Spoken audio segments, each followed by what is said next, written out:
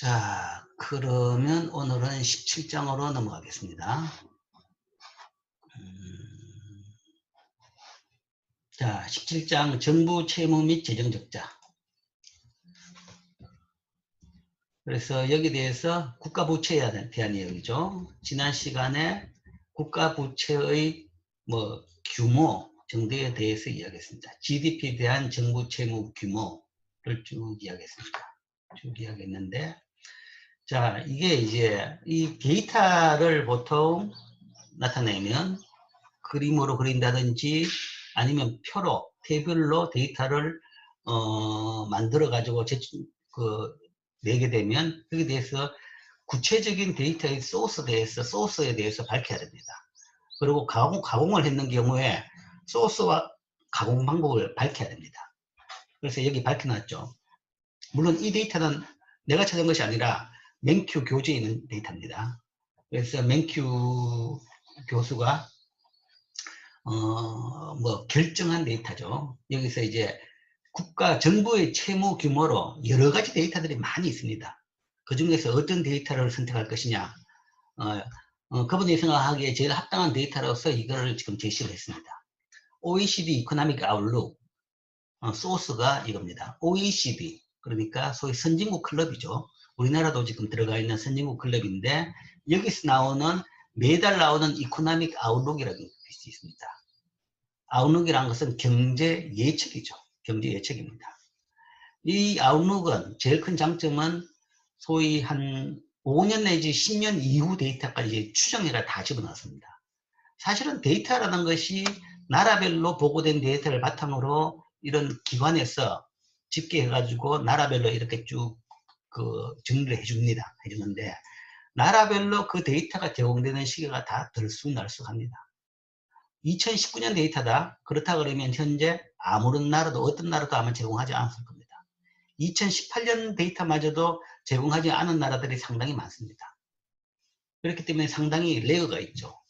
그런데 데이터는 사실은 속보성을 요구합니다. 가능한 한 최근 데이터를 요구하죠. 그렇기 때문에 이 이코노믹 아웃룩의 제일 큰 장점은 19년 데이터 아니면 20년, 21년, 거의 한 23년, 25년까지 데이터를 추정해가지고도 같이 집어넣습니다. 그래서 확정치와 추정치가 좀 섞여 있다라는 그런 단점은 있습니다. 단점은 있는데 대신에 국가별로 비교하기는 좋다라는 장점은 있죠. 거기에서 있는 현 GDP에 대한 순백분율로 나타낸 순재정 채무. 백분율로 나타내는 이유는 나라 규모가 크면 부채 규모가 크기 때문에 순수히 규모 가지고만 이야기하는 것은 적절하지가 않죠. 그 나라 능력에 비해서 많냐 적냐를 봐야 되죠. 그렇기 때문에 이런 양의 데이터는 대부분 GDP의 비율로 나타냅니다. 그래서 GDP에 대한 비율로 백분율로 나타냈죠. 그래서 이 값은 %입니다. 그 다음에 구체적인 데이터는 순재정 채무. 이 데이터 설명에 대해 가지고 지난 시간에 이성택 군이 이제 한 질문을 보내왔는데, 이성택 군이 알고 있는 데이터하고 좀 다르고 이게 뭐냐 못 찾겠다라는 이야기를 했습니다. 이게 이제 데이터가 워낙 복잡하고 많기 때문에 이제 찾기가 쉽진 않습니다. 근데 이성택 군은 OECD 데이터를 잘 알고 있더라고요. 잘 알고 있는데, 그러니까 이제 혹시나 여러분들이 회사에 가서 어떤 일을 해야 된다. 다른 나라하고 비교한 데이터를 원한다. 그렇다 그러면 데이터 소스는 IMF 또는 OECD입니다. 대부분. IMF나 아니면 OECD 홈페이지에서 데이터를 찾아보면 됩니다. 그럼 국가별로 비교한 데이터가 있는 거죠. 그러니까 이런 일을 할 때 회사에서 어떤 기획 보고서를 만든다. 그럴 때 지금 우리나라에서 이 사업을 해도 될 것이냐라든가 그러면 대부분 당장에 비교를 해보죠. 다른 나라에 비해서. 그러면 여러 거시경제 변수들이 필요한데, 그렇기 때문에 이제 예측치가 필요합니다. 왜냐하면 모든 데이터가 당장 올해 데이터가 필요한데 올해 데이터가 없는 거죠. 그렇기 때문에 예측치가 필요하고, 그런 수요적인 목적 따라 가지고 OECD가 이런 예측치를 내줍니다. 그런 차원에서 OECD 데이터가 굉장히 유용하게 쓰고 있습니다. 물론 이 예측치가 맞다는 보장은 없습니다. 몇 번 이야기했지만 경제학자의 경제 예측은 굉장히 오차가 많다라는 거죠. 뭐 그거는 뭐 할 수 없습니다. 어쨌든 최선을 다해서 예측을 하긴 합니다만 오차는 많지만 뭐 그래도 그게 없는 것보다 낫기 때문에 그걸 사용하는 거죠. 그래서 이런 OECD 홈페이지 데이터를 찾아보면 제일 유용하다. 아니면 더 많은 나라. OECD는 아까 말한 대로 선진국 클럽이기 때문에 거의 OECD 멤버 데이터를 중심으로 되어 있고, 물론 이제 그 외 일부 나라들은 포함되어 있지만 전체 세계 나라 데이터는 없습니다. 전 세계 데이터는 IMF에 들어가면 다 있습니다. 한 200개국, 200개의 나라들 데이터들이 다 정리가 되어 있습니다. 그래서 그 두 군데 들어가면 다른 나라 데이터를 볼 수 있죠. 기회가 남는 김에 한번 여러분들한테 보여주겠습니다. 자, 이게 이제 OECD 데이터인데, OECD 데이터를 보려고 그러면 제일 크면 데이터 라이브러리 들어가면 제일 좋습니다. 데이터 라이브러리 들어가면, 자, 어디로 들어갈까? 이럽시다.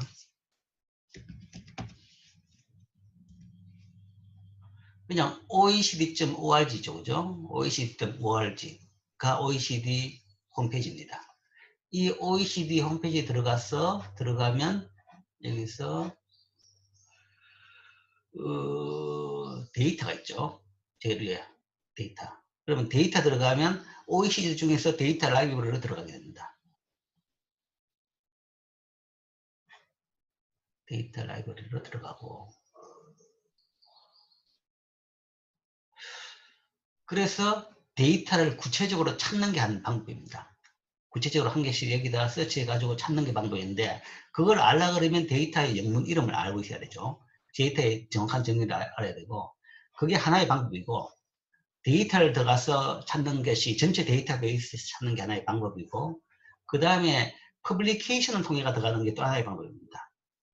OECD 출판물, 그 중에서 아까 이코노믹 아웃룩이 데이터의 가장 많은 소스라고 이야기했죠.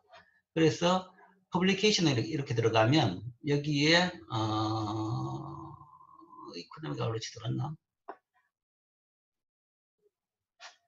퍼블리케이션 들어가서 퍼블리케이션 안에 있는 통계, 스태티스틱을 들어갑니다. 들어가면 여기에 데이터베이스가 나오는 퍼블리케이션들이 쭉 나옵니다. 그래서 이거는 이제 그 부문별로 나옵니다. 무역에 관한 통계는 여기 따로 있고, 그 다음에 전체 거시경제 통계가 여기 있고, 메인 이코노믹 인디케이터, 농업 부분 통계가 여기 있고, 그 다음 이코노믹 아웃룩, 아까 말한 대로 예측치까지 포함되어 있는 그 데이터가 여기 있습니다. 이게 다 발간물입니다. 발간물, OECD 발간물인데 그 발간물에 따라서 매년 아니면 매달 이게 업데이트 됩니다. 그 다음에 교육 통계, 고용 노동 통계, 환경 통계, 뭐 등등, 무역, 뭐 여러 가지 조세, 여러 가지 아니면 통신, 관광 그런 식으로 부문별로 나누어져 있습니다. 나누어져 있는데 이 중에서 이코노믹 아웃룩을 보려고 그러면 여기를 두드리면 됩니다. 이걸 두드리면 이렇게 이코노믹 아웃룩 데이터베이스가 나옵니다. 데이터가 베이스가 나오고, 자, 제일 최근에 나오는 에디션 2019-2, 이게 2월인가 2, 4분기인가는 잘 모르겠습니다. 2월 아니면 2, 4분기겠죠. 어쨌든 제일 최근에 있는 제일 최근 에디션 이걸 찾아보면 데이터를 들어가려고 그러면 여기서 클릭하면 됩니다. 그래서 여기서 데이터를 딱 클릭해서 들어가면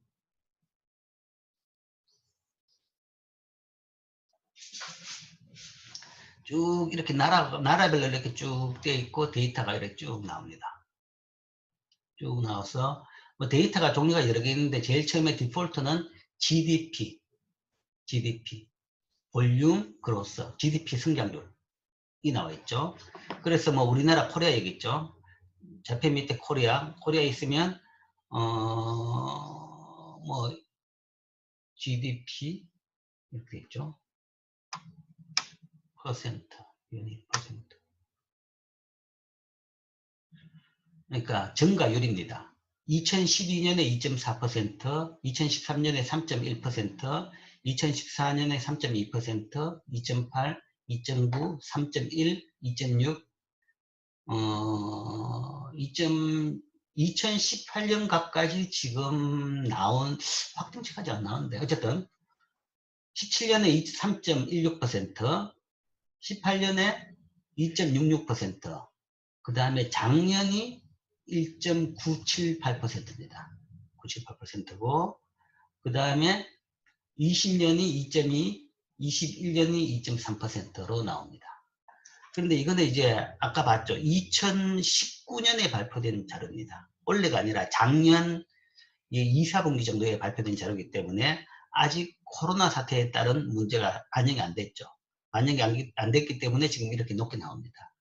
그런데 아마 곧 발표된 코로나 사태에 대한 부분이 반영된다 그러면 아마 2020년에는 이게 다 마이너스가 나올 겁니다. 거의 대부분 나라들이. 우리나라도 거의 마이너스가 나올 가능성이 큽니다. 크고 이런 식으로 쭉 나라별로 되어 있습니다. 자, 이게 GDP 증가율입니다. 볼륨의 증가율, 양의 증가율이고, 그 다음 요 오른쪽 밑을 클릭해보면 데이터 종류가 쫙 다 나옵니다.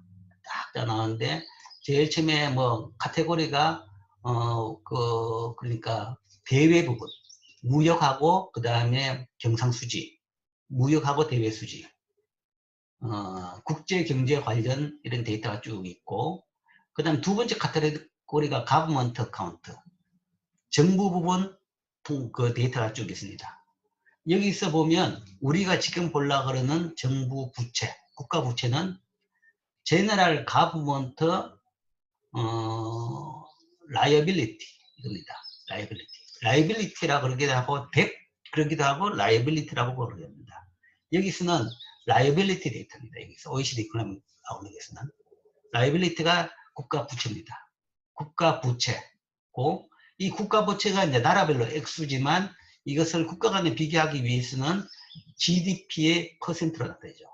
그래서 Gross Government, Gross Financial Liability as a percent of GDP. GDP에서의 비율로 나타내는 것이 이것이 국가 부채, 국가별 부채입니다. 그 다음에 라이빌리티가 또 밑에 또 있습니다. 요거는 Gross Liability고 그 다음에 Net Financial Liability가 있어요. 그 다음에 Net Financial Liability as a percent of GDP. 알겠습니다.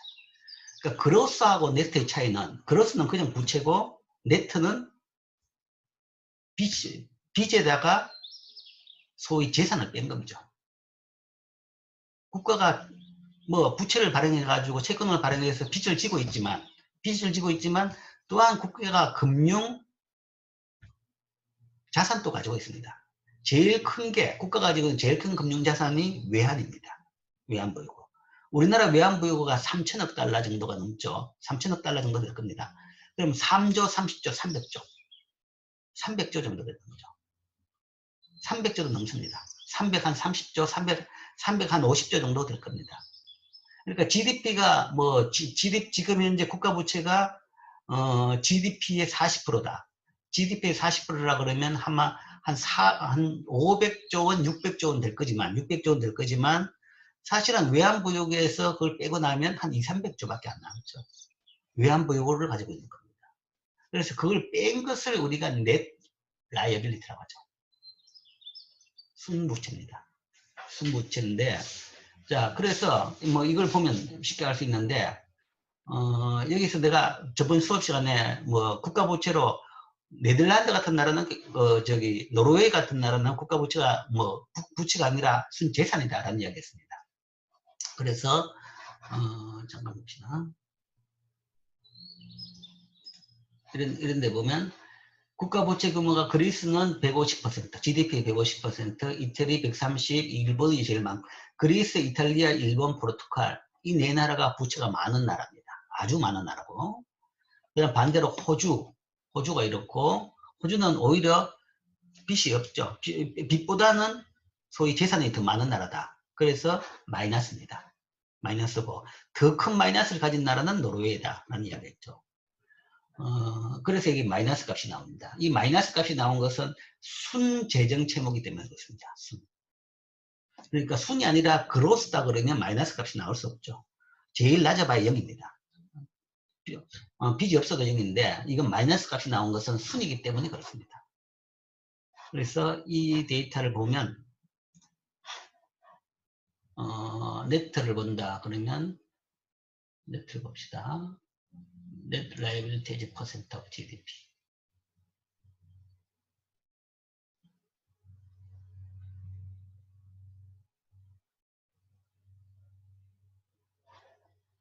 그러면 뭐 한 2018년 정도 값을 본다 그러면 노르웨이는 마이너스 282%. 그러니까 빚보다는 재산이 엄청나게 많다 하는 이야기죠. 재산이 엄청나게 국가가 자산을 많이 가지고 있다. 호주는 제리어 오스트레일리아 호주죠. 호주는 마이너스 11%. 쭉 마이너스 값을 유지한 나라입니다. 유지한 나라고 큰 나라는 어디냐? 여기도 있죠. 144%인 그리스. 그 다음에 124%인 자펜. 120%인 이탈리. 뭐 이런 나라들이 이제 국가 부채가 많은 나라죠. 또 이 밑에 보면 포르투갈이 103%더 나와 있습니다. 자, 그런데 이제 여기에 대한 또 한 질문이 왜 코리아가 여기 안 보이냐라는 이야기인데, 코리아가 안 보이는 이유는 우리나라가 이 OECD에 딱 맞게 데이터를 제공을 하지 않고 있습니다. 만들지 않고 있습니다.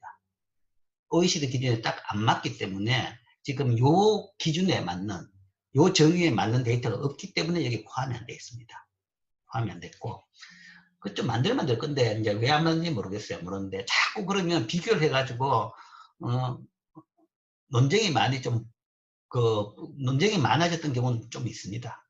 그래서 뭐 그걸 피하고 싶은 부분도 없지 않냐 싶은 생각은 들지만 그렇다고 해가지고 우리나라 국가 부채가 문제가 되는 건 절대 아닙니다. 국가 부채 규모는 현재는 OECD 어떤 국가보다 거의 건전한 수준이다. 그리고 맹큐책에도 그렇게 나와 있습니다. 뒤에 금융위기 때 보면 한국은 98년에 금융위기가 발생했을 때 어떤 다른 나라, 선진국이나 OECD에 비해 가지고 재정은 건전한 나라였다. 그리고 펀더멘탈은 괜찮은 나라였다. 그런데 금융위기가 발생했다라고 나옵니다. 그래서 세계적으로 봐서 우리나라 부채 규모는 현재는 굉장히 건전한, 별 문제는 없는 걸로 나옵니다. 그래서 이 데이터베이스에 들어가서 여러분들이 여기 있는 이런 데이터를 가지고 쭉 찾아볼 수 있습니다. 쭉 찾아가지고 필요한 다른 나라 데이터, 그러니까 속보성 데이터, 현재 데이터 아니면 미래 예측치까지. 그러니까 여러분들이 미래를 예측할 수 없죠. 다른 나라, 우리나라뿐만 아니라 다른 나라는 더더군다나 예측할 수 없겠죠. 그러면 이렇게 누가 공신력 있는 기관에서 예측인 값을 쓰는 것이 가장 안전한 거죠. 그래서 대부분 연구자들이 이 데이터를 사용합니다. 그러니까 뭐 연구할 때는 못 쓰더라도 현실 분석, 연구 보고서 같은 그런 데서는 주로 이제 이 데이터를 가지고 현실에 대한 평가를 하죠. 자, 이게 이제 하나의 데이터베이스고, 그 다음에 또 뭐 OECD 탑픽으로 들어가면 훨씬 더 쉽게 눈으로 볼 수 있게 나옵니다. 데이터베이스, 아까 데이터베이스 같죠? 데이터베이스 들어가지고 탑픽이 있습니다. 탑픽을 두드리면 탑픽 내에서 이렇게 데이터가 쭉 소팅됩니다. 그래서 가버먼트 뎁 탑픽을 딱 두드리면, 가버먼트 데이터를 두드리면 쭉 나오고, 그 중에 가버먼트 뎁을 두드리면 이런 식으로 데이터 인디케이터가 쭉 분류도가 나옵니다. 그래서 가버먼트 뎁트 보면 국가 부채를 보면 이렇게 해가지고 보기 쉽게 이렇게 표로 나와 있죠. 제일 오른쪽에 있는 나라가 일본이다. 일본이 GDP의 한 250%, 237%다. 그 다음 그리스 184%, 이태리 157%. 그러니까 이거는 뎁트라는 것은 그로스 뎁이지 넷 뎁이 아닙니다. 그래서 이거는 뭐 마이너스가 없고 적어도 0이죠. 그래서 뭐 노르웨이 같은 경우도 여기 분명히 있을 겁니다. 노르웨이도 국가 부채가 현재 GDP의 40% 정도는 됩니다. 그런데 뭐 여기도 이제 데이터 매치가 안 돼서 우리나라는 없습니다. 없지만 뎁트가 그렇다 그러면 대신에 Government Financial Wealth가 있죠. 국가가 가지고 있는 금융 자산 있죠. 이걸 두드려 보면 이렇게 나오죠. 제일 오른쪽에 뭐 이상하게 툭 튀어오른 나라가 하나 있죠. 노르웨이는 334%입니다. 그러니까 빚이 GDP의 40%지만 재산이 GDP의 334%죠. 그러면 그걸 빼고 나면 거의 GDP의 3배 정도의 재산을 가지고 있는 나라다. 그래서 벡터로 이야기하면 거의 마이너스 300%에 가깝다. 것이고, 나머지 나라들이 이렇게 쭉 있죠. 쭉 있고, 여기 보면 우리나라도 여기 있습니다. 어디 있는데, 봅시다. 여기 있죠. 앞에서 네 번째, 코리아. 코리아가 GDP의 33%만큼을 가버먼트, 파이낸셜 웨스로 가지고 있습니다. 그러니까 GDP의 33% 정도를 외환보유고, 주로 외환보유고입니다. 외환보유고인데 그 외환보유고를 주로 미국 국채나 선진국 국채의 형태로 가지고 있습니다. 그래서 이만큼 가지고 있죠. 그러니까 GDP, 현재 우리나라의 국가부채가 GDP의 40%가 좀 넘는데, 그래서 곧 최근에 좀 늘어나면서 한 50%를 돌파할 것이다 라는 지금 우려가 나오고 있죠. 나오고 있지만, 거기에 대해서 뭐 외환보유고 형태로 한 33%는 또 가지고 있습니다. 그래서 이게 이제 데이터에 대한 내용입니다. 내용이라서 참고를 해보기 바랍니다. OECD 데이터베이스, IMF 데이터베이스, 이거 정도를 알고 있으면 아마 살아가면서 굉장히 유용하게 쓸 수 있을 겁니다. 자, 이게 지난 시간에 설명했던 국가별 비교, 채무 규모 비교입니다. 그 다음에 이제 부채의 역사적인 변화를 쭉 보면, 장기 데이터가 있는 미국의 경우를 보면, 뭐 지금까지 국가 부채는 주로 전쟁 때 많이 생겼다.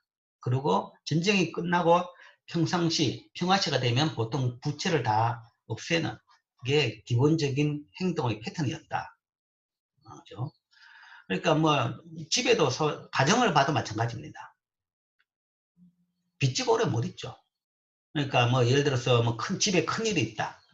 뭐 예를 들어서 요즘은 집에 제일 큰 일이 집을 산다든지, 아니면 자식을 결혼을 시킨다든지. 자식 결혼시킨 것도 원래 이제 집 문제죠. 결혼 비용 플러스 뭔가 하면 뭐 주택 정도의 좀 도움을 준다든지. 그런 게 재산이 있는 사람은 재산을 가지고 흘러가 쓸 수 있지만, 재산이 없으면 빚을 지 가지고 그걸 하죠. 자기 집을 살 때도 대부분 빚을 지고 합니다. 그러면 이제 몇십 년에 걸쳐 가지고 이제 그 빚을 갚죠. 갚아 가지고 결국은 다 빚을 갚는 겁니다. 뭐 그런 게 이 국가도 동일한 패턴이었다 는 건데, 최근에는 이제 이렇게 올랐는데, 최근에는 오르고 났는데 전쟁도 아닌 이유 때문에 올랐는데도 불구하고 안 떨어지더라라는 것이 지금 문제입니다. 이거는 우리나라 이야기가 아니라 지금 미국 이야기죠. 미국 이야기고, 미국뿐만 아니라 상당히 많은 선진국들이 지금 이런 현상을 보이고 있습니다. 일부 노르웨이, 호주 뭐 이런 몇몇 나라를 제외하고는 대부분 나라들이 이런 현상을 보이고 있어요. 그렇기 때문에 이게 굉장히 경제학자들이 보기에는 조금 불안하게 보고 있습니다. 자, 그 이야기죠. 최근에 뭐 역사적으로 봤어, 아까 뭐 그래프로 지난 시간에 다 설명했지만 뭐 이것도 설명을 했죠. 80년대 초반에는 소위 뭐 레이건 공급주의 경제 때문에 빚이 굉장히 늘었고, 그다음 90년대에 들어가지고는 뭐 또 전쟁이나 90년대 초반에는 한때 빚이 줄었다. 한때 클린턴 때 한때 흑자를 기록한 적이 있었습니다. 그래서 GDP 비율이 줄긴 줄었습니다. 줄었는데 그 원인이 급속한 성장, 주식시장 화랑, 조세 인상 뭐 이런 것들 때문에 줄었습니다. 줄었다가 이제 다시 또 늘죠. 다시 또 늘는데 뭐 9/11, 그다음 이라크 전쟁, 그다음 뭐 IT 버블 붕괴, 그런 것 때문에 다시 경제가 나빠지면서 빚이 다시 늘었습니다. 그 다음에 또 더 큰 충격이 왔죠. 2008년, 2009년에 소위 금융위기, 서브프라임 모기지발 금융위기가 나면서 뭐 조세 수입이 줄어가지고 세금도 줄었고, 그 다음에 이걸 금융위기를 극복하기 위해서 국가가 많은 돈을 사용을 했죠. 그렇기 때문에 빚이 많이 늘어났다. 자, 그래서 굉장히 걱정이 많다라는 거죠. 근데 걱정이 많은데 지금 현재 수준뿐만 아니라 미래에 더 큰 부담이 대기하고 있다라는 것 때문에 걱정이 더 많습니다. 미국 재정, 이건 미국 재정이 아니라 우리나라 아니면 전 세계입니다. 전 세계 모든 나라 재정에 대해서 우려 섞인 전망, 장기 전망이죠. 왜냐? 첫 번째, 고령화입니다. 고령화가 되면서 점점점 인구가 고령화가 되고 있죠. 평균 나이가 높아진다는 건데 그거는 사람들의 수명이 늘어나기 때문에 더 오래 살 거죠. 오래 살기 때문에 고령화되고 있다. 고령화되고 있으니까 고령화가 된다는 이야기는 결국은 경제활동 인구의 비율이 준다는 이야기입니다. 은퇴하고 난 뒤에 사는 기간이 굉장히 길어지기 때문에 전체에서 세금 낼 사람의 비율이 주는 거죠. 대신에 도움을 받아야 될 사람은 훨씬 더 늘어납니다. 비용이 늘어난다. 그것이 개인 능력으로 다 해결된다 그러면 뭐 문제는 없겠죠. 근데 지금 현재 규모로 봐가지고는 개인이 다 그 문제를 해결을 못할 수도 있다. 못할 정도로 빠른 속도로 노인의 비중이 늘더라.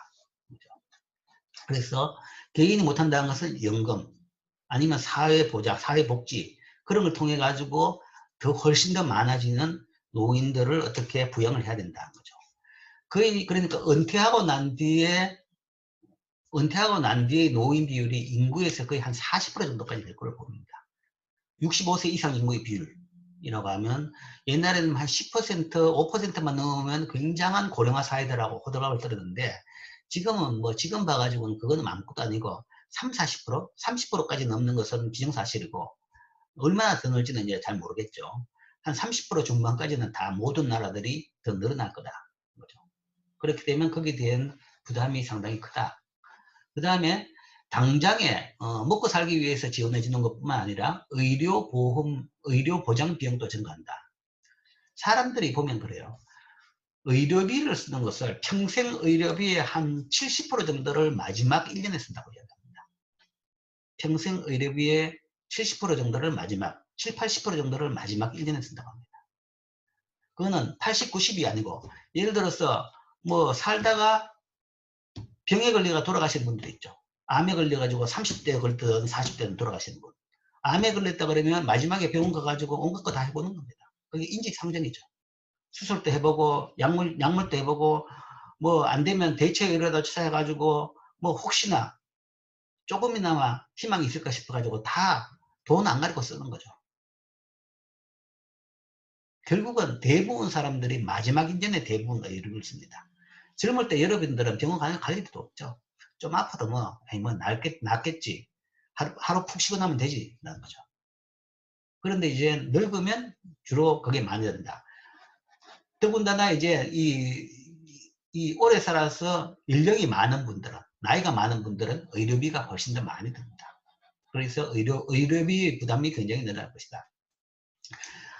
우리가 이제 우리나라 의료보험 데이터도 보는데 65세 이상 분의 의료비 지출하고 그 다음에 나머지하고 비교해 보면 65세 이상이 2.5배가 더 많게 나옵니다. 2.5배 정도. 그 정도 많이 나오는 걸로 지금 나타나고 있습니다. 그 다음에 사회보장 및 노인 의료보험 등에 대한 지출이 증가한다.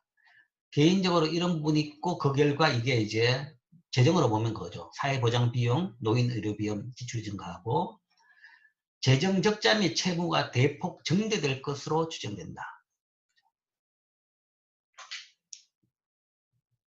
자, 이거는 또 이제 뭐 이거는 이해가 되는데 마지막에 이 이야기는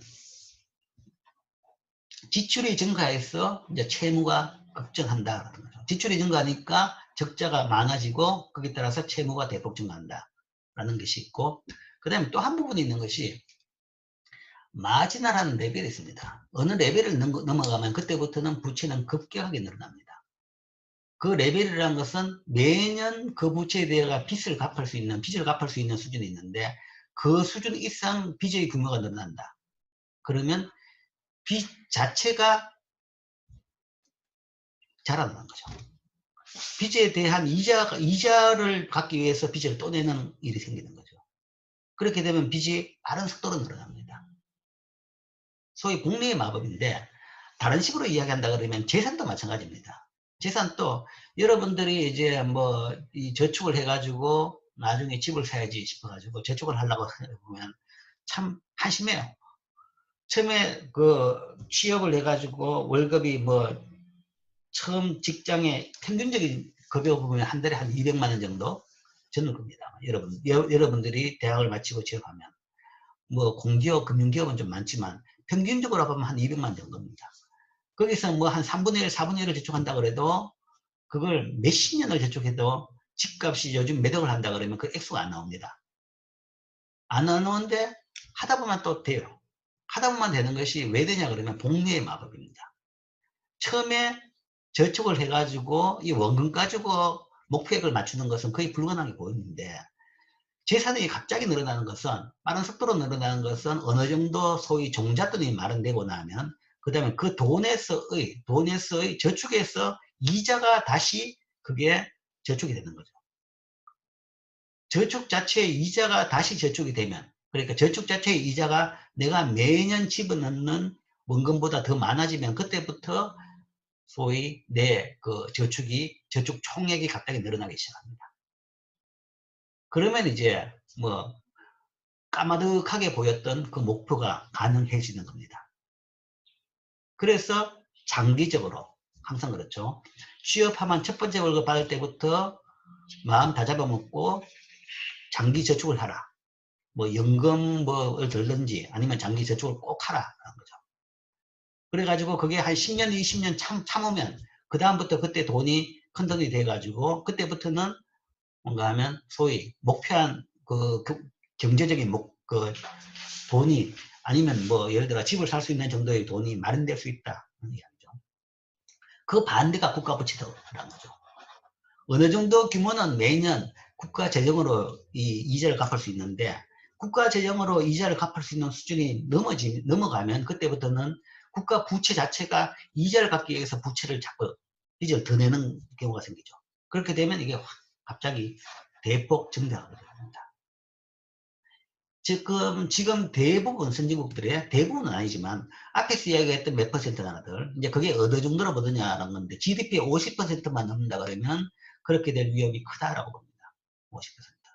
GDP 100% 정도 국가 부채인 나라는 지금 해결 불가능할 정도가 아니냐라고 보고 있죠. 그래서 국가 부채에 대해서는 굉장히 부정적으로 지금 이제 걱정을 하고 있는 지금 상태입니다. 자, 그 다음으로 이제 기술적인 문제를 좀 봅시다. 이론적이고 기술적인 문제. 재정 적자 측정상의 문제점을 보죠. 그러니까 국가 부채 또는 재정 적자. 국가 부채가 쌓인 것이, 재정 적자가 쌓인 것이 국가 부채가 되겠죠. 이것을 이제 어떻게 볼 것이냐. 이게 재정 적자를 볼지 아니면 국가 부채를 판단할지 그 전체 문제입니다. 같은 문제죠. 거기에 대해서 측정성의 문제를 보자는 거죠. 자, 이 문제 중에 하나가 이게 2번 문제가 그겁니다. 아까 이야기한 대로, OECD 데이터로 국가 부채를 봤을 경우에는 우리 책 테이블하고 틀렸다. 교재 테이블에 있는 표하고 틀렸다는 거죠. 그런데 국가 부채가 있고 교재 테이블, 아까 보여줬던 그 맹큐책에 있는 그 테이블은 부채가 아니라 부채에서 재산을, 웰스를 뺀 거죠. 외환보유고를 뺀 겁니다. 뺐기 때문에 이거는 이제 부채만 본 것이 아니라 자본까지 같이 본 거죠. 그런 식으로 이제 국가 부채를 볼 때는 여러 가지 개념이 있습니다. 그걸 어디까지 볼 것이냐에 대한 어느 정도 컨센서스가 있는 건 아니고 굉장히 논쟁이 많기 때문에 국가 부채에 대한 데이터는 종류가 굉장히 많습니다. 많고. 그렇기 때문에 어떻게 뎁트라고 붙어 있다, 라이어빌리티라고 붙어 있다고 해가지고 함부로 쓰면 안 됩니다. 그 내용을 잘 알고 내 주장에 맞는 데이터를 써야지 되는 거죠. 그런 차원에서 이걸 한번 보라라는 거죠. 재정 적자 데이터를 봐야 될 때 중요한 부분들이 인플레이션 레이트를 봐야 됩니다. 인플레이션을 감안해야 되고 아까 말한 대로 부채뿐만 아니라 뭐 재산이 많으면 사실 별 문제가 없죠. 재산도 봐야 되고 계산되지 않은 부채가 많이 존재합니다. 계산되지 않지만 나중에는 결국은 책임져야 될 부채들이 있죠. 그런 문제. 그 다음에 경기 순환에 따라 가지고 너무 고집을 할 필요는 없다라는 거죠. 경기가 아주 나쁜데 뭐 재정 적자를 0으로 만들어야 된다라고 잘못하다가는 29년 대공황 같은 일이 생기는 거죠. 1929년 대공황의 하나의 우리의 반성 중에 하나가 그때 재정 준칙을 너무 엄격하게 균형을 유지했다. 그래서 불황인데 오히려 재정 정책은 재정을 축소시키는 정책을 썼다라는 걸 이야기하죠. 그런 차원에서 이런 네 부분에서 한번 문제점을 봅니다. 자, 첫 번째, 인플레이션 레이트. 예를 들어 가지고 설명하면 여러분들이 좀 쉬울 겁니다. 자, 일단 이름부터 이야기하고 실질 부채는 일정하므로 실질 적자는 0이라고 가정하자. 실질 적자는 0이다. 이 경우 명목 채무 덱트 D는 인플레이션과 같은 속도로 증가한다. 그래서 D분의 델타 D는 D의 증가율이죠. 부채 증가율은 인플레이션 레이트라. 실질 부채가 일정하다라고 일단 가정합니다. 실질 부채가 일정하다. 그러니까 실질 GDP와 마찬가지로 실질 부채는 일정하다. 그 이야기는 현재 명목 부채가 인플레이션 레이트만큼 증가하는 거죠. 그렇게 되면 매년 늘어난 덱트는 어느 정도냐 그러면 이 매년 늘어난 부채는 현재 있는 덱트의 인플레이션 레이트 퍼센트다. 그런 이야기죠. 예를 들어서 정부 부채가 100조다. 그리고 인플레이션 레이트가 5%다. 그러면 100조의 5%인 5조만큼이 매일 부채가 더 늘어나고 있다. 그 이야기는 100조에서 105조가 됐다. 원래 부채가 100조에서 105조가 됐다. 그러면 인플레이션 레이트가 5%라 그러면 그때는 105가 부채가 늘어난 게 아니란 이야기죠. 명목으로는 100에서 105로 늘어났지만 실질적으로는 동일하죠. 그러니까 작년 값으로 따져보면 동일하게 실질 부채는 100입니다. 실질 적자는 0임에도 불구하고 발표된 적자는 파이 D죠. 발표된 적자는 5조라고 발표하는 거죠. 그럴 경우에 부채가 늘어났다고 너무 야단칠 필요는 없다라는 이야기죠. 인플레이션 레이트만큼 늘어나는 것은 그거는 오히려 실질값으로는 늘어나지 않기 때문에 인플레이션 레이트 아니면 그 이하로 늘어나는 것은 부채가 늘어난 건 아니다. 인플레이션 레이트까지 감안해야 된다. 따라서 발표된 적자에서 파이 D를 차감함으로써 인플레이션에 따른 문제점을 시정할 수 있다. 그래서 파이 D 정도까지 늘어나는 것은 그거는 부채가 늘어난 걸로서 볼 필요는 없습니다. 그래서 너무 이 부분까지는 민감하게 볼 필요는 없다라는 것이 첫 번째 인플레이션에 대해서 보는 입장입니다.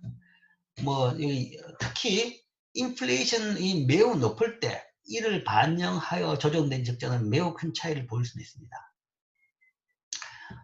미국 데이터인데 예를 들어서 1979년에 미국 명목 적자가 79년 한 해 명목 적자, 이건 재정 적자죠. 재정 적자라는 것은 세금에서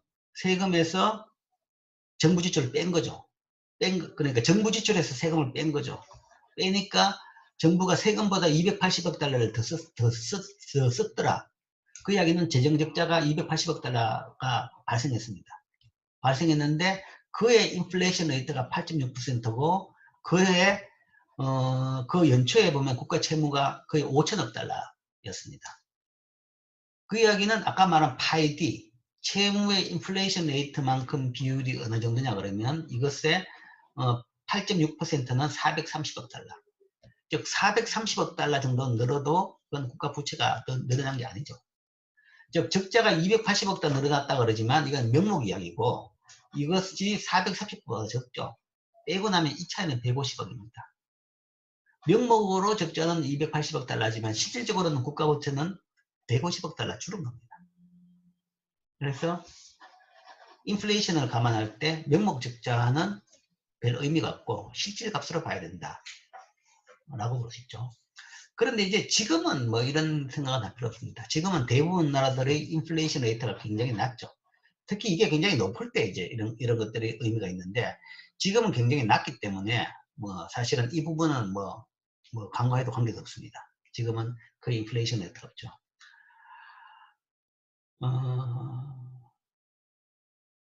그 다음에 나왔긴 한마디 더 하면 지금 이제 대부분 선진국들이 부채가 굉장히 많이 늘어나고 있다. 자, 이 부채의 장래가 어떻게 될 것이냐 이랬는데 이 부채를 사실은 국가가 지금 갚을 수 없는 상태에 빠진 나라들이 상당히 많습니다. GDP의 50%는 아니라도 한 80% 이상만 올라간 나라 같은 경우에는 정상적으로 갚기는 규모가 너무 커졌죠. 정상적으로 갚는다는 것은 사람들로부터 세금을 많이 받아가지고 세금으로 이제 그 부채를 줄이고 갚는 겁니다. 만약 그게 안 된다면 어떤 일이 생기느냐. 국가 부도가 나면 좀 탕감을 받아가 줄일 수는 있죠. 그러면 그거는 진짜 재앙입니다. 그게 아니라 부도가 안 나는 하에 국가 정책으로 그걸 줄일 수 있는 방법은 유일한 방법은 인플레이션입니다. 유일한 방법은 인플레이션입니다. 그게 이제 옛날 고전적인 이야기인데 17세기, 18세기 소위 도시국가들이 인플레이션을 통해 가지고 소위 국가 부채를 다 탕감을 해버렸습니다. 자, 이 이야기는 역으로 본다 그러면 국가 부채가 5천억 달러가 있는데 만약에 뭐 한 해든 한 3년이나 5년에 걸치든 물가가 배로 올랐다. 물가가 배로 올랐다 그러면 그때는 부채는 절반이 되는 겁니다. 실질 부채는. 실질 부채는 절반이 되어야죠. 물론 이제 이런 생각을 하겠죠.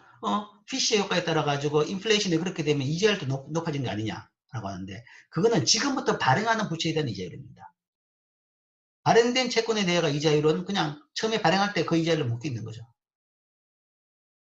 그러니까 채권을 발행해 놓고 그 다음에 인플레이션이 생겨버리면 기존 채권 발행된 채권을 가지고 있는 사람은 갑자기 내 재산의 반으로 주는 거죠. 아마 유일한 방법은 그럴 겁니다. 그거 외에 경제학자들이 생각하기에 저 엄청난 국가 부채를 줄일 수 있는 방법은 보이지가 않습니다.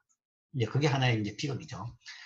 근데 뭐 지금 이제 그런 일이 생길 것이냐에 대해 가지고는 지금 모르겠습니다. 워낙 저금리 규제고 그 다음에 또한 통화당국도 뭐 진짜 상상을 초월하는 정도의 저금리 정책을 지금 계속 유지하고 있는 거죠. 근데 그게 유지가 가능할 정책인지는 잘 모르겠어요. 그래서 워낙 기존의 전통적인 경제하고 상황이 다른 경제가 지금 경제 상황이 지금 벌어지고 있으니까 경제학자들도 지금 이걸 어떻게 봐야 될지는 굉장히 고민입니다. 전통적인 경제학 프레임 내에서는 뭐 유지가 불가능하다라는 거죠. 그리고 뭔가 재앙이 생길 것이다 라는 것이 불안한데 모르죠. 이제 새로운 뭐 우리가 지금 모르는 그런 게 있어 가지고 뭐 그러면 이제 또 몇 년 뒤에는 교과서 내용이 또 완전히 다 바뀔 수도 있을 겁니다. 그건 뭐 아직은 잘 모르겠고 그게 이제 경제학자들의 한계죠. 자, 측정상의 문제점 두 번째로 보겠습니다. 부채뿐만 아니라 재산까지도 같이 고려하라 라는 거죠. 현재의 적자는 부채의 변동입니다. 현재의 적자는 부채의 변동인데 자, 재정 상태를 보기 위해서는 현재의 적자만 볼 것이 아니고 더 나은 측정치로는 자본 예산 적자를 보라 라는 이야기인데 이 부채의 변동에다가 자산의 변동도 같이 하라 라는 거죠. 부채가 늘었지만 재산이 똑같이 늘었다 그러면 총량으로 보는 문제가 없지 않느냐라는 이야기죠. 예를 들어서 정부가 사무용 빌딩을 매각해서 그 대금을 채무 탕감에 사용했다 라고 해가지고 그 결과 뭐 이런 경우가 발생했다. 그럼 그 결과 국가 부채는 준 걸로 나옵니다. 국가 부채는 줄었다. 그래서 야 이번 정부에서는 국가 부채를 줄였다. 그래서 아주 잘했다라고 광고를 하는 겁니다. 광고를 하는 건데 그게 사실은 광고를 하고 칭찬을 받을 내용이냐는 아니라는 거죠. 차이가 없습니다. 똑같이. 자본 예사상으로는 채무의 감소가 자산의 감소가를 상쇄시켜버렸기 때문에 채무는 아무런 변동이 없는 겁니다. 못한 일은 아니지만 뭔가 이유가 있어서 그런 일을 했겠지만 그것 때문에 부채를 내가 줄였다고 주장하는 건 아닌 거죠. 그래서 그냥 부채만을 볼 것이 아니라 자산의 변화까지도 같이 봐야 된다. 이 자본 예산의 문제점은 어떠한 정부 지출을 그렇지만 이제 이걸 사용하기가 굉장히 어려운데 이런 개념을 실제적으로 적용하기가 어려운데 제일 큰 어려운 문제는 어떠한 정부 지출을 자본 지출로 계산할지 이걸 판단하는 것은 쉽지는 않습니다. 어디까지가 국가의 재산이 늘었고 어디까지가 국가의 부채가 늘었느냐 그걸 보기는 쉽지가 않은 거죠. 그러니까 그렇기 때문에 그냥 풀로만 보는 겁니다. 스탁을 보려고 그러니까 국가의 모든 자산에 어디까지 변화를 판단할 것이냐 하는 거죠. 그래서 풀로만 본다는 것이 재정수지입니다. 그냥 세금 들어오는 거 매년 돈 썼는 거, 그 차이를 봐가지고 국가 재정만 이제 보통 발표를 하죠. 발표하는데, 이론적으로 봐서는 그것보다는 재산의 변화도 같이 감안해야 된다는 거 있죠. 그런 건데, 그게 생각만큼 쉽지는 않다는 건데, 재산의 변화도 이제 이런 게 있어요. 왜 이제 어려웠냐 그러면, 이걸 감안하게 되면 또 부작용도 생기는 것이, 부동산 가격이 오르죠. 부동산 가격이 오르면 정부 재산이 늘어나는 겁니다. 가지고 있는 땅은 그대로 똑같은데 부동산 가격이 올랐다? 그래서 매해 그 가치 변화를 상정해 가지고 정부 재산이 늘은 걸 계산해 낸다?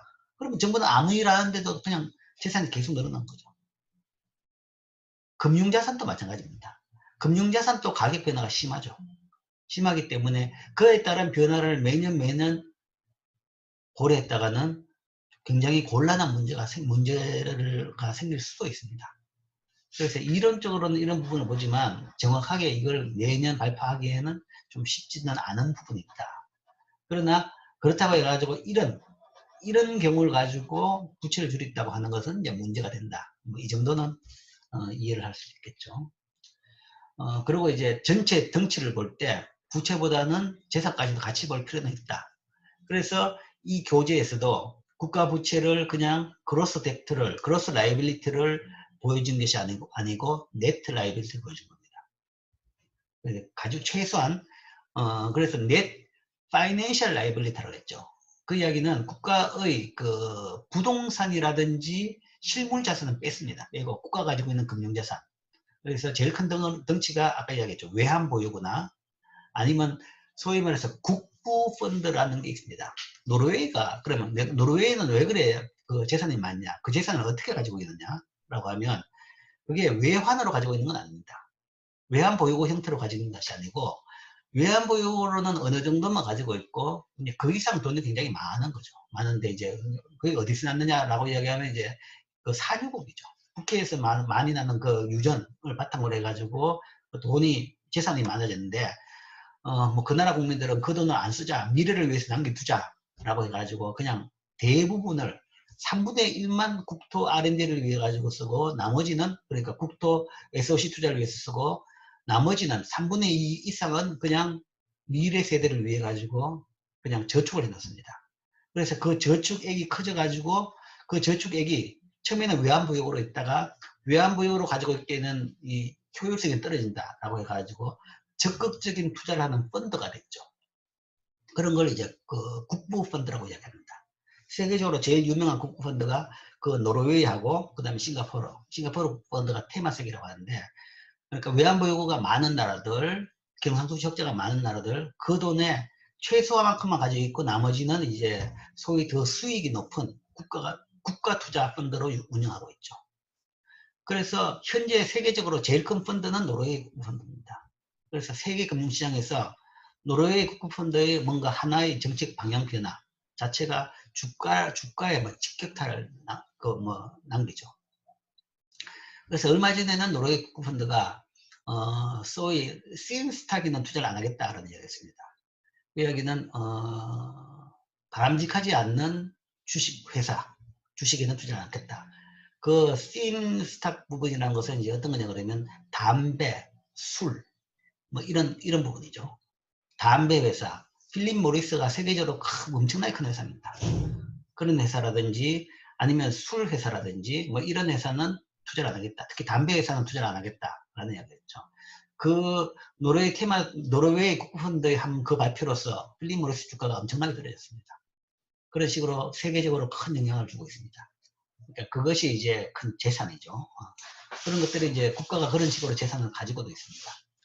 우리나라도 이제 그 외환보유고가 커져가지고 이제 조금 그런 쪽으로도 해볼까라고 해가지고 KIC라고 만들었습니다. 만들어서 96년인가 7년에 한 300억 달러를 통해 가지고 그런 걸 만들었는데 사고를 칠 뻔했지. 98년에 외환위기 때, 97년에 외환위기 때, 97년 아니다.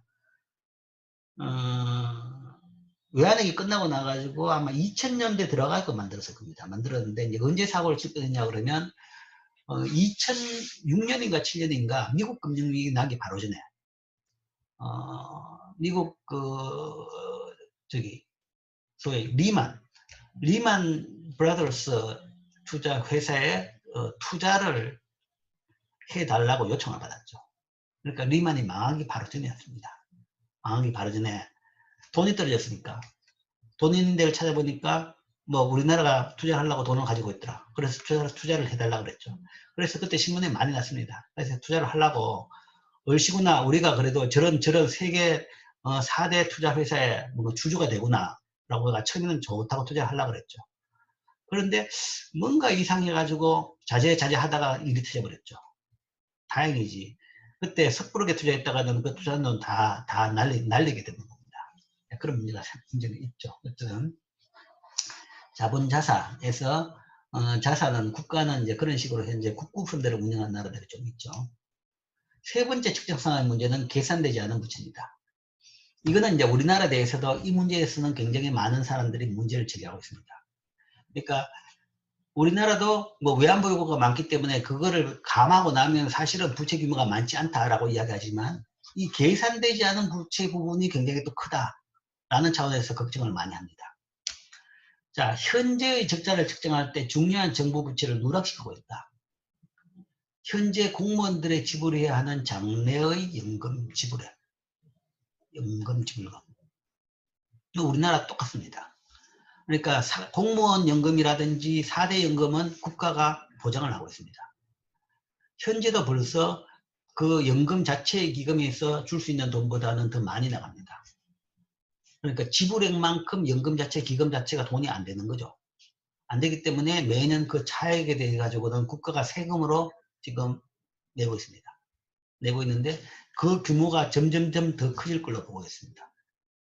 그러니까 이제 여러 가지 원인이 있는데, 자, 뭐 제일 큰 문제가 없다.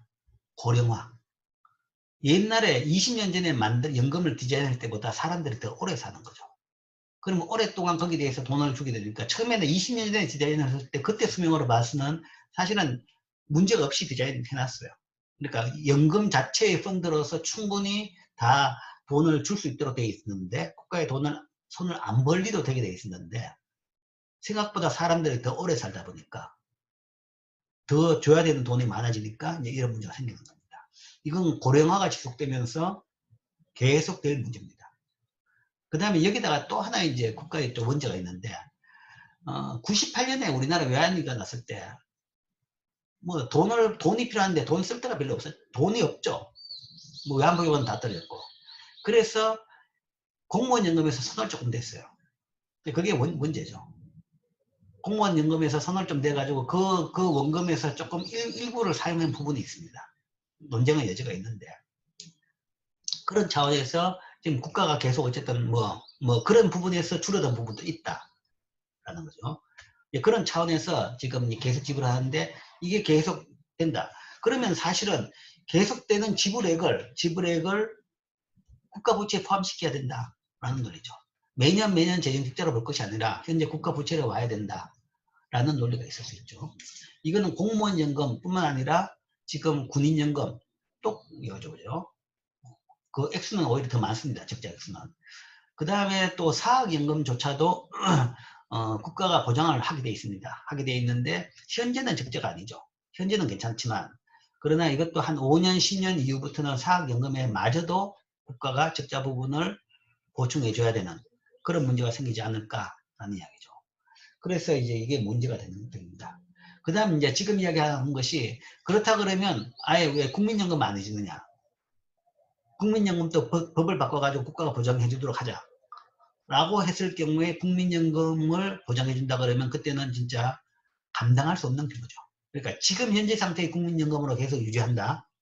그리고 그걸 국가가 해준다 그러면 한 해 세금 가지고 거의 다 그걸 다 메꿔도 그 갭이 해결이 안 되는 그런 순간까지도 올 수밖에 없습니다. 이런 것들이 문제죠. 측정되지 않는 정부 부채. 장래의 사회보장 극부금. 그 이야기는 지금 또 우리 사회보장 시스템이 잘 갖춰져 있죠. 잘 갖춰져 가지고 굉장한 저소득층, 무소득층에 대해 가지고는 국가가 거의 어느 정도 살 만큼은 돈을 지원을 해줍니다. 이제 그런 것들이 계속 늘어난다 그러면, 그리고 이제 그런 이제 지금 현재 가지고 있는 예를 들어 가지고 지원 대상 자체가 늘어난다 그러면, 지원 대상 자체가 국민의 퍼센트가 아니라 돈의 액수로 되어 있다. 예를 들어서 뭐 평균 소득의 절반 이하는 소위 뭔가 하면 지원 대상 세대다 라고 했을 경우에 그 비중은 자꾸 늘어날 수밖에 없습니다. 왜냐하면 전체적으로 고령화되면서 은퇴한 사람들이 많아지죠. 그리고 은퇴한 사람이라는 것은 대부분 다 소득이 없기 때문에 그 계층이 되는 겁니다. 그러니까 그런 식으로 저소득 계층, 무소득 계층이 점점 늘어날 수밖에 없죠. 그러면 현재 사회복지 시스템 내에서의 지출액은 점점점 늘어날 수밖에 없는 겁니다. 자, 이런 것들. 그 다음에 우발적 채무. 예를 들어서 은행 파산 시 지급해야 하는 연방 예금 보험금.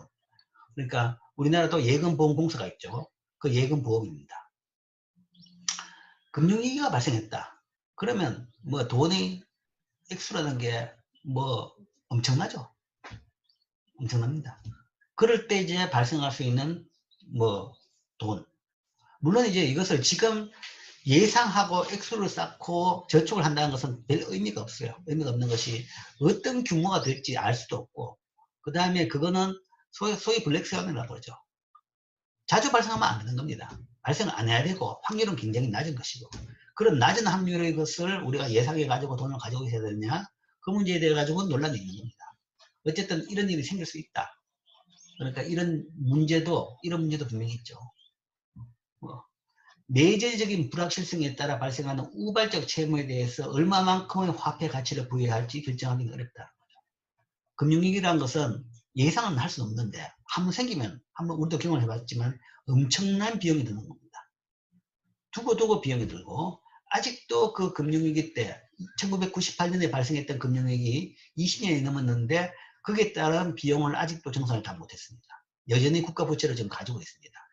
그러니까 그 규모가 엄청나다라는 건데, 뭐 이런 문제가 있다. 그렇다고 해가지고 그 액수를 정확하게 화폐 가치를 부여하지 못한다는 것은 액수를 예측하기는 힘들다라는 얘기죠.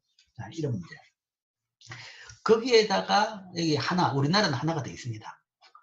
우리나라도 이 뭐 연금 문제, 고령화 문제, 이런 문제에 따라 가지고 계산되지 않는 부채가 많은데, 그 다음에 또 하나 있는 큰 문제가 소위 통일비용이다라고 그러죠.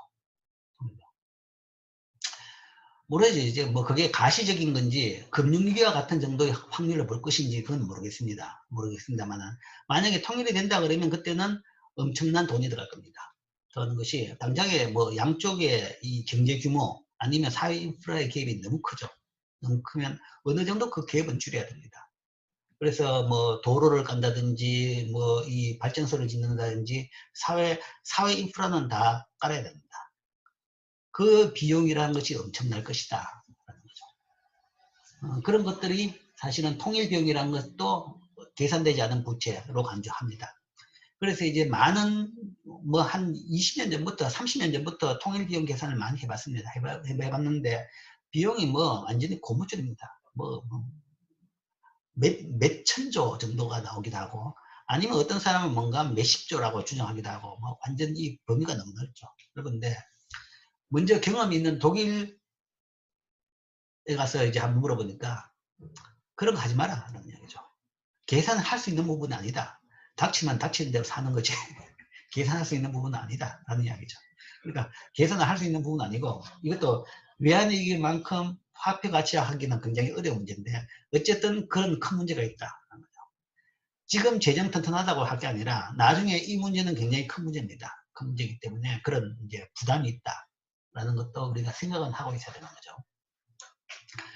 뭐 닥치면 닥친 대로 하는 것이다. 닥치면 거기에 따라 가지고 우리 사정에 맞춰 가는 것이지 당장 뭐 딱 이렇게 딱 뭐 계획대로 이렇게 할 수 있는 건 아닌 거죠.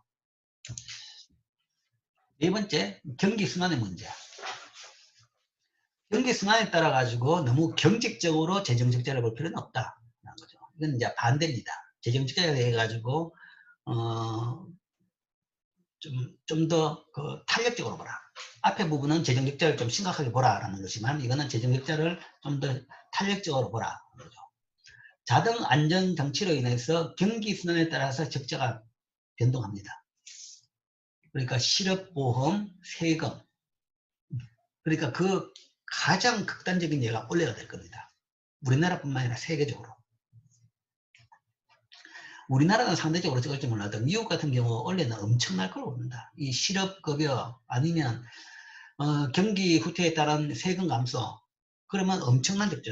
쓰는 건 훨씬 늘어나고 들어오는 세금은 훨씬 줄습니다. 그러니까 적자가 엄청 크죠.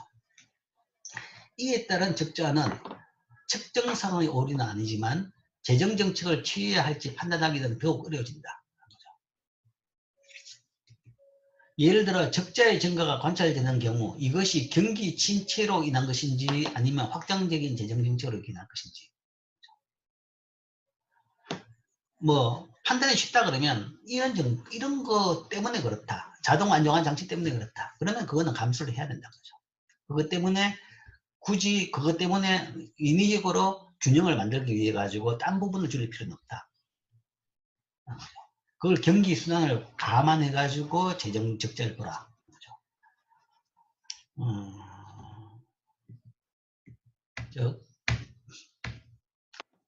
그래서 우리가 이제 이야기하는 것이 이제 이런 거 경기 순환이 조정된 재정 적자라는 개념을 이야기합니다. 경기 순환이 조정된 재정 적자. 그 이야기는 경기가 나쁠 때는 자동적으로 적자를 감수하고 반면에 경기가 좋을 때는 흑자를 만들어라. 경기가 좋을 때는 흑자를 만들어야지 나쁠 때 적자를 메꿀 수 있는 겁니다. 그래서 그 전체 사이클 내에서의 재정 균형을 보죠. 그래서 경기 순환이 조정된 재정 적자라는 건데, 소위 완전고용 재정 적자로 알려져 있는데, 만일 경제가 생산량과 실업이 자연의 수준에 있다면 정부 지출과 수입이 얼마나 될지에 대한 추정치에 근거한다. 그때 규모로 해가지고 균형을 되게 하고, 소위 균형, 소위 잠재 성장률 수준, 완전고용 산출량 수준에서 경제가 재정이 균형이 되도록 유지하라. 그리고 거기서 벗어나면 적자할 때는 적자를 보고, 근데 거기서 벗어난 불황일 때는 적자를 보고, 거기서 벗어난 호황일 때는 흑자를 보도록 재정을 운영하라. 그래서 경기순환까지도 고려해서 재정을 보라. 그 이야기는 원래 같은 때는 이제 예외다. 그러니까 경제학적으로도 경제학자들이 대부분 재정적자에 대해서 굉장히 부정적으로 봅니다. 그래서 굉장히 좀 신중하고 가능한 한 적자를 안 내도록 정책을 하라. 하지만 원래 같은 경우에는 워낙 비정상적인 상황이기 때문에 이때는 뭐 할 수 없죠. 그냥 적자를 볼 수밖에 없는 겁니다. 결국 최종 결론은 4가지 포인트를 이야기했죠. 발표된 재정 적자 규모를 해석할 때 신중해야 된다. 그 4개도 항목별로 봐서 딱 떨어지지 않습니다. 우발 채무를 어디까지 볼 것이냐. 뭐 잠재적 채무에 대해서 연금을 이야기했지만 또 다른 것이 있는 것이 국가 보정도 있습니다. 국가에서 어떤 계약할 때 보정을 해주는데 그 보정에 따라 가지고 세금을 더 내야 된다라는 것도 있죠. 요즘 또 나온 것이 그런 것도 있어요. 국가가 소송에 휘말려 가지고 엄청난 돈을 물어줄 수 있는 경우도 있습니다. 지금 이제 걱정하고 있는 것이 아직 98년 외환위기의 끝이 해결 안 된 것이 그때 매각했던 외환은행 문제 때문에 지금 세계적인 펀드하고 우리나라 정부하고 엄청난 소송에 지금 휘말려 있습니다. 만약에 진다 그러면 우리나라 정부가 세금으로 몇 조 돈을 물어줘야 될 판입니다. 물어줘야 될 판인데 올 초까지만 해도 거의 질 가능성이 높아진다라는 그런 이제 우려가 많이 나왔습니다. 뭐 이런 것들도 사실은 뭐 재정에 큰 영향을 미치는 부분들이죠. 그래서 그런 걸 다 종합적으로 신중하게 보고 해석해야 한다. 자, 그 다음에 이제 정부 채무에 대한 문제. 정부 채무는 진정 문제가 되는 것일까? 라는 거죠. 국가 부채는. 다시 종합적으로 한번 판단해 봅시다. 모든 지금까지 배웠던 우리 경제학적인 내용을 다 합쳐가지고 국가 부채에 대해 가지고 한번 판단해 봅시다. 조세 삭감과 이에 따른 정부 부채의 증가를 한번 생각해 보자. 자, 2가지 견해가 있는데 여기에 대해서 전통적인 견해가 있고 리카디안 견해, 리카디안 이퀴빌런스라는 게 있습니다. 이 2가지 있습니다. 거기에 따라서 보겠습니다. 전통적 견해는 지금까지 배웠던 교과서 내용입니다. 국가 부채. 국가 부채라 그러면 재정 정책 또는 조세 정책입니다. 통화 정책은 아닙니다. 통화정책은 통화정책을 통해서 국가 부채가 쌓이진 않습니다. 통화정책을 통해서 돈이 더 발행되지만 그거는 사실은 정상화되면 다시 되돌아오는 겁니다. 통화정책이라는 것은 돈을 그냥 준 것이 아니라 빌려준 거죠. 그리고 담보, 채권을 담보로 빌려주는 거기 때문에 나중에 다시 또 채권을 매각하면 그 돈은 다 흡수가 됩니다. 그래서 통화정책은 네트로 봐서 그거는 비용이 발생하는, 부채가 발생하는 정책은 아닙니다.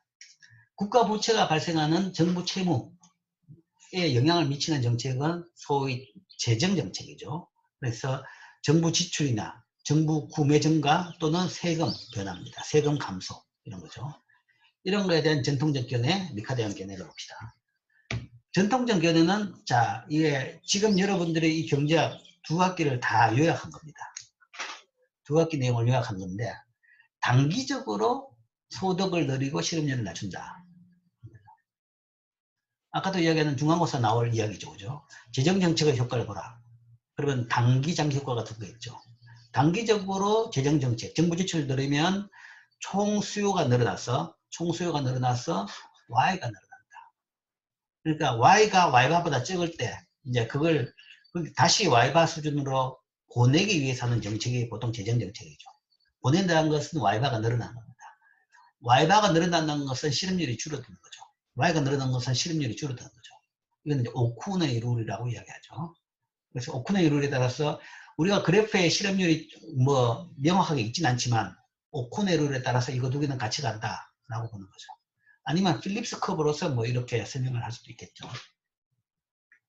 그렇지만 이건 단기적인 효과고 이건 단기적인 효과에 따릅니다. 정부 부채 증가, 재정정책 효과가 단기적으로는 이렇게 Y를 늘리지만 장기적으로는 Y와 U는 자연률로 복귀한다. 라는 이야기는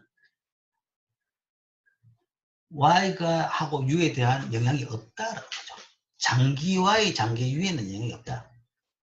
단기 Y에 대해서 Y가 Y바에서 벗어날 경우에는 좀 효과가 있을지 몰라도 장기적인 Y 또는 U, 장기적인 Y라는 것은 그러니까 Y와 U가 자연율에 복귀한다라는 것은 장기적으로 Y는 Y바, U는 U바에 계속 머문다.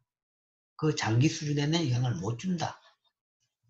그리고 재정정책의 결과 결국 남는 것은 Y바, U바는 영향이 없고 이자율만 오르고 투자는 줄어든다. 이게 소위 구축효과죠. 폐쇄경제에서는 이런 구축효과가 발생하고 개방경제에서는 이자율이 R스타이기 때문에 영향이 없고 대신에 환율이 상승하고 그러면 자국통화 가치가 상승하는 겁니다. 자국통화 실질환율이 자국통화 가치가 상승하고 순수출이 감소, 무역 적자가 늘어나는 겁니다. 그러니까 장기적으로는 재정정책이 그러니까 부채 증가가 실제적으로 경제에 도움이 안 된다. 도움이 전혀 안 된다는 얘기죠. 전혀 안 되고 어떻게 봐서 구성만 나빠졌다라고 볼 수 있어요. Y는 그대로라도 Y의 구성이 나빠진 겁니다. Y에서 구성이라는 것이 투자의 비중이 늘고 순수출의 비중이 줄죠. 대신에 늘어난 것은 정부 지출이 늘어났죠. 정부 지출이 늘어났고 경제가 더 정부 중심이 됐고 시장성 아니면 펀더멘탈한 부분에서의 비중이 줄었죠. 그래서 구성은 나빠졌다. 최장기는 더 나아가서 여러분들이 1학기 때 후반부에 배웠던 성장 이론을 보자. 경제의 성장 이론을 보면 경제가 더 낮아진 1인당 소득을 갖는 새로운 안정 상태에 도달할 때까지 저성장이 지속됩니다. 그러니까 정부 지출이 늘게 되면 결국은 저축률이 떨어집니다. 저축률이 떨어지죠. 저축률이 떨어지면 거기에 따라서 새로운 경제 상태, 장기 균형 상태, 스테디 스테이트로 가야 되죠. 그럼 그 새로운 스테디 스테이트는 더 낮아진 1인당 소득을 갖는 그런 상태죠. 그러니까 그 이야기는 성장률이 떨어지는 거죠. 자, 세 개를 비교해보면 단기적으로는 효과가 있지만 장기적으로는 구성은 나빠졌지만 최소한 Y하고 U에 대해서는 뉴트럴하다, 중립이다. 그러나 최장기적으로는 더 나빠졌다. 그래서 어떻게 봐서 우리가 이 재정정책 같은 경우에는 거의 마약 같은 거라고 보죠. 마약 같은 거. 그러니까 잠시 뭔가 하면 상태는 좋아질 수도 있지만 결국은 장기적인 상태는 더 나빠지게 만든다 라는 것이 이제 경제학자들이 보는 시각입니다. 그래서 적자, 재정적자, 재정정책에 의해 가지고 상당히 부정적으로 보죠. 그러니까 비상시에 아주 경기가 나쁠 때는 쓸 필요성이 있지만, 그러니까 진통제가 그런 개념이죠. 진통제가 필요할 때 쓰는 것이 평소에 써버리면 진통제에 중독돼 가지고 사람이 폐인이 될 수 있는 겁니다. 그렇게 보는 것이 재정정책에 대한 전통적인 시각입니다. 전통적인 견해. 이걸 이제 교과서 전체를 단기, 장기, 저장기 1, 2학기 전체를 통틀어 가지고 다 이 내용에 대한 이야기입니다. 이렇게 정리할 수 있죠. 요 한 페이지로 사실은 우리 교과서 전체가 지금 다 정리되는 겁니다. 그 다음 여기 대해서 또 다른 견해가 있다고 했습니다. 리카도의 견해. 리카디안 이퀴밸런스. 데이비드 리카도가 뭐 아주 옛날 분이죠. 1800년대에 주창했는 건데, 이게 최근에는 뭐 최근 또 이제 뭐 1900 거의 80년, 90년대 로버트 베로 교수가 다시 여기에 대해 가지고 이제 이걸 리바이벌을 지금 하고 있는데, 자, 이 견해는 리카디안 이퀴밸런스는 단기에서조차도, 아까는 봤죠. 단기, 중기, 단기, 장기, 최장기 봤을 때 단기는 효과가 있는데 장기적으로는 뉴트럴하고 최장기는 오히려 나쁘다라고 했는데, 이 리카도나 베로 교수의 견해는 단기마저도 효과가 없다는 주장입니다. 단기에서조차도 채무를 통해 조달한 조세삭감은 소비, 총저축, 실질이자율, 투자, 순수출 혹은 실질 GDP에 아무런 영향을 미치지 못한다라는 것이 리카도의 등가법칙입니다. 즉, 왜 등가냐? 재정정책을 하든 안 하든 Y는 등가다. Y는 차이가 없다. 재정정책에 따라서 사람들의 행동에 변화가 없을 것이다. 어디? 소비 행동에 변화가 없을 것이다. 라는 것이 리카도의 등가입니다. 자, 이게 무슨 이야기냐? 소비자들은 미래지향적이라서 채무로 조달된 현재 조세삭감이 현재 가치로 환산된 장래의 조세 증가와 같다는 것을 알고 있다. 지금 뭔가 국가가 재정정책을 한다 하는데 결국은 그 돈이 어디서 나올 것이냐? 국가가 나올 돈은 세금밖에 없습니다. 그럼 지금은 세금을 징수를 안 하더라도 결국은 나중에 징수할 거라는 거죠. 그래서 국가가 돈을 주면 나중에 준 만큼 다시 세금으로 받아갈 것이다. 그렇게 된다 그러면 지금 줘봐야 나중에 다시 세금으로 낼 걸로 생각해 가지고 사람들이 그 돈을 안 쓰고 가지고 있는다. 즉 사람들이 미래재정적이다. 미래의 정책 변화까지도 이렇게 예측해 가지고 채무로 조달된 현재 조세삭감. 세금으로 조달됐다면 문제가 없어요. 세금으로 조달됐다 그러면 그거는 뭐 다음에 더 받을 게 없으니까 관계없죠. 근데 세금으로 조달된 조달된 조세삭감이라는 것은 그거는 재정정책에 효과가 없습니다. 없죠. 그냥 더 받아가지고 더 준 거니까 결국은 사람만 바뀌지 효과가 없는 거죠. 효과가 있는 재정정책은 채무로 조달된 거죠. 그렇기 때문에 시장에서 이자율이 오르고 소위 밀어내기 효과가 발생하는 겁니다. 그런 경우에는 뭐 미래에 다시 세금이 증가할 것이다 라고 생각하니까 사람들이 안 쓰고 그 돈을 가지고 있을 것이다 라는 것이 리카도의 생각입니다. 이 조세삭감은 소비자의 후생을 증대시키지 못하기 때문에 그들은 소비 지출을 늘리는 대신에 미래 조세 채무를 받기 위해서 삭감된 조세를 제출한다. 그러니까 소비자들이 완전히 미래 지향적이고 미래 예측적이다 그러면 이거 어차피 해봐야 근데 총 재산에는 미래까지 합친 총 재산에는 변화가 없을 테니까 그냥 소비에도 변화가 없다. 받은 것 그대로 그냥 저축한다. 결과 민간저축은 정부저축의 감소분만큼 증가하기 때문에 총 저축에는 아무런 변화가 발생하지 않는다. 그게 이제 리카디안 등가의 법칙입니다. 그러니까 다 저축해버리고 소비를 안 늘리니까 당연히 우리가 앞에서 본 단기 효과가 나타날 수가 없는 거죠. 그게 이제 리카도의 주장인데 실제 그러냐? 뒤에 보지만 실제 그러냐에 대해 가지고 이제 그 실증적인 분석은 좀 나누어집니다. 나누어지는데 뭐 이것도 있고 발레도 있고 재발레도 있고 하는데 뭐 발레가 더 강합니다. 사람들이 그렇게 미래지향적이고 그렇게 뭔가 하면 다저축은 안 하더라 라는 것이 그런 결과가 더 많습니다. 그럼 왜 사람들이 그렇게 미래지향적이지 않고 다저축을 안 하던가에 대해 가지고 생각해 보면 지금 세금을 깎아주면 당장 자 첫 번째는 이 마요피아라고 해야 됩니다. 근시안적인 단견. 소비자들이 그 정도의 미래지향적이 아니란 거죠. 현실에 충실하다. 일단 깎아주면 쓴다라는 거죠. 일부는 조세상감을 뜻밖의 소득으로 여기죠. 뭐 지금 제일 대표적인 케이스가 지금 발생했습니다.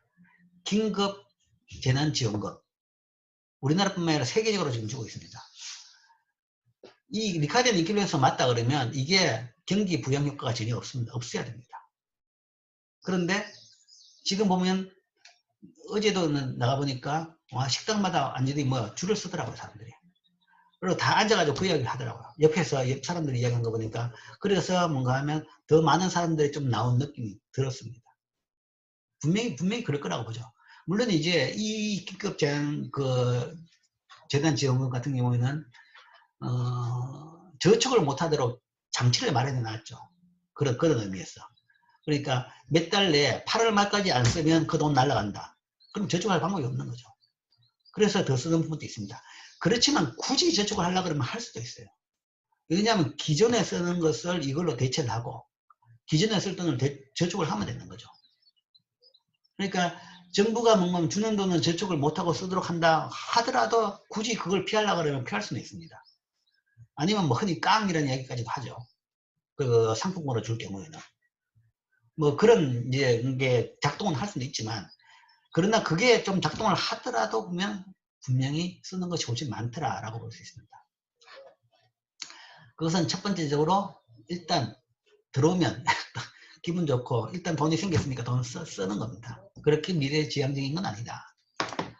그 다음에 이론적으로 보면 차용 제약이 있죠.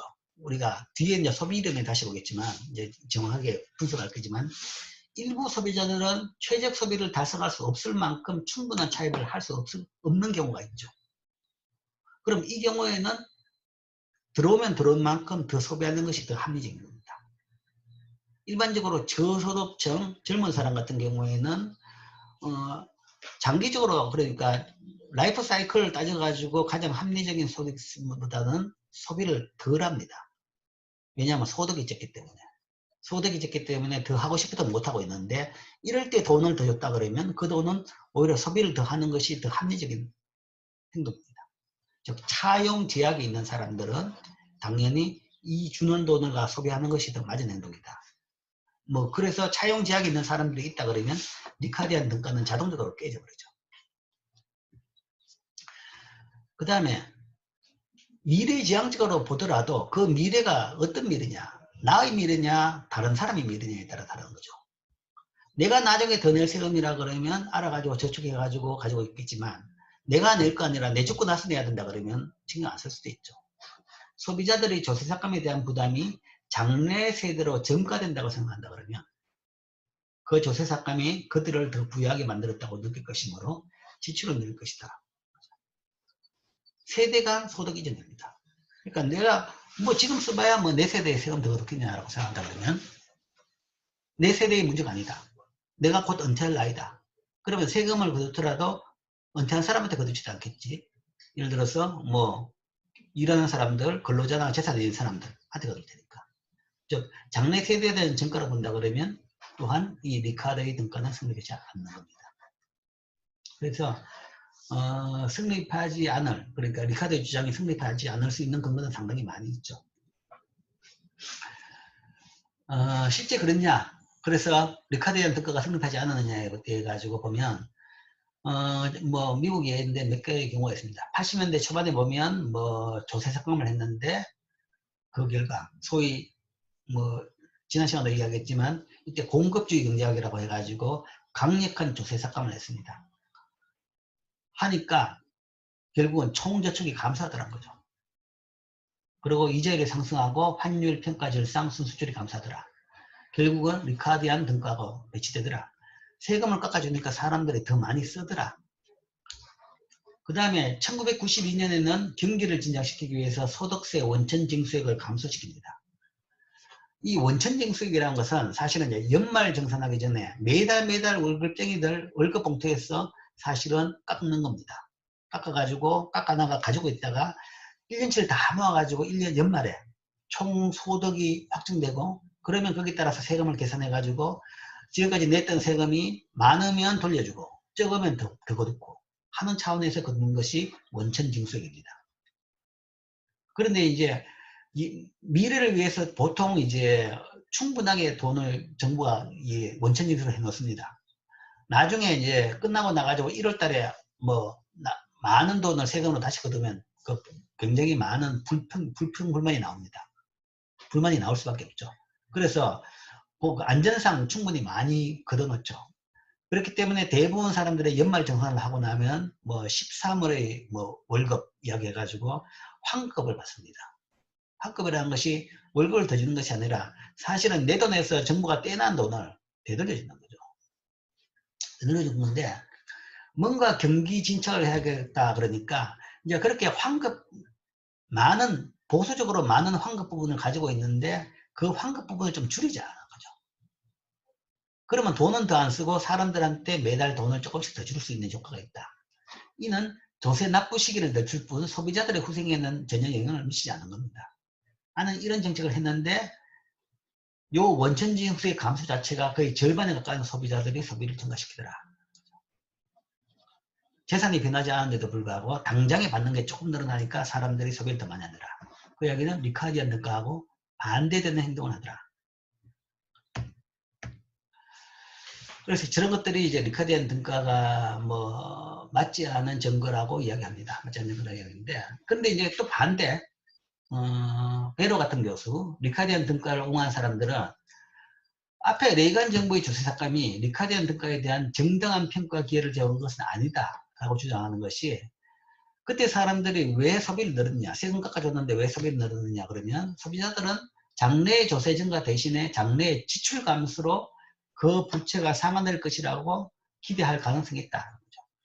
그때는 이제 레이건이 이야기했던, 레이건 때 나왔던 소위 공급주의 경제학이라는 것은 조세가 줄였지만 그러나 나중에 결국은 경제가 더 성장해가지고 그 낮아지는 세금 내가지고 충분히 옛날에 깎아준 부분까지도 다 갚을 수 있다.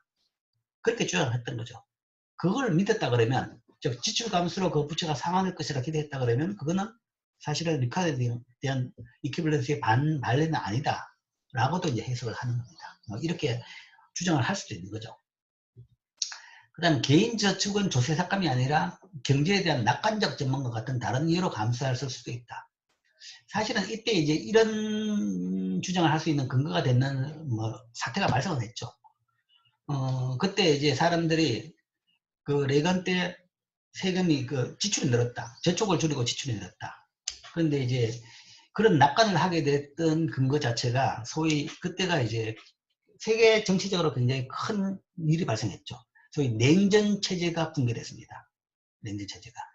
소위 미국하고 러시아, 소련하고의 그 싸움에서 소련이 그냥 100개를 들은 셈이죠.